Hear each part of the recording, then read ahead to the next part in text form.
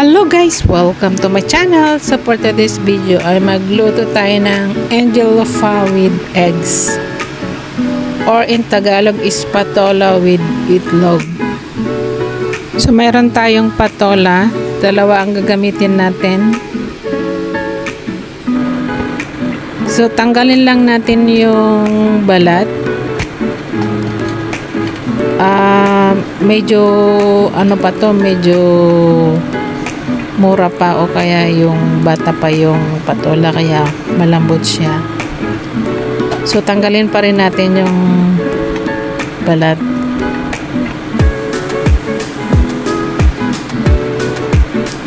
So pag magluto kayo ng patola ay di nyo na kailangang sabawan kasi ito ay kusang magtutubig.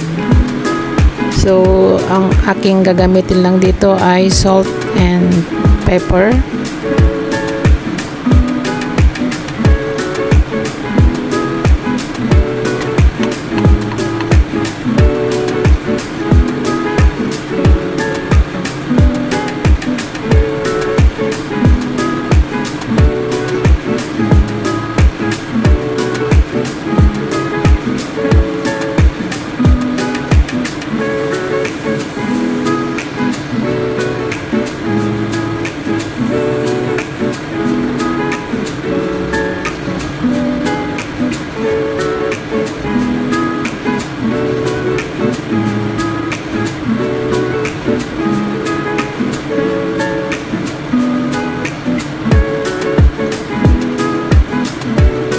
So i-chop lang natin ito ng manipis para madaling maluto kasi ihalo ko to sa itlog.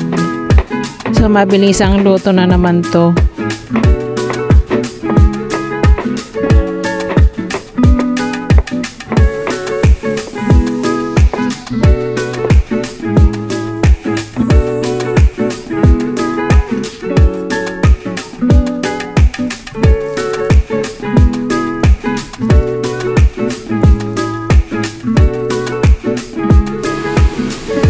So meron tayong itlog dito. So i-scramble lang natin.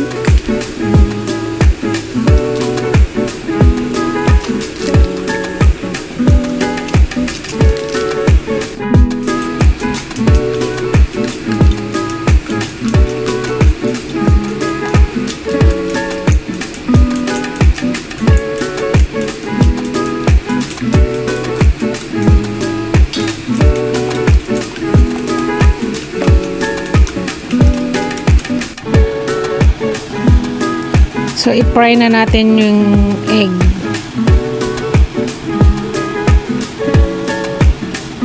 So napakasimpleng lutuin lang to guys. Basic siya pero masarap siya. So yan, pagkatapos naluto yung itlog, ilagay na natin yung angel lofa at lagyan ng salt and pepper. So kahit hindi na natin igigisa, okay lang. Ayan, tignan nyo guys, nag-uumpisa na siyang magtubig. So hindi ko to nilagyan ng tubig. Ayan, dumadami na yung tubig. Saka madali din tong maluto. So ayan, dagdag na natin ang ating itlog. So ayan, ganyan na kasimple guys. May lasa na yan kasi may salt and pepper. And syempre yung angel lofa ay manamis-namis. So perfect siya sa lasa. Ayan, tapos na. So thanks for watching. See you in my next vlog. Please like and subscribe. Bye bye.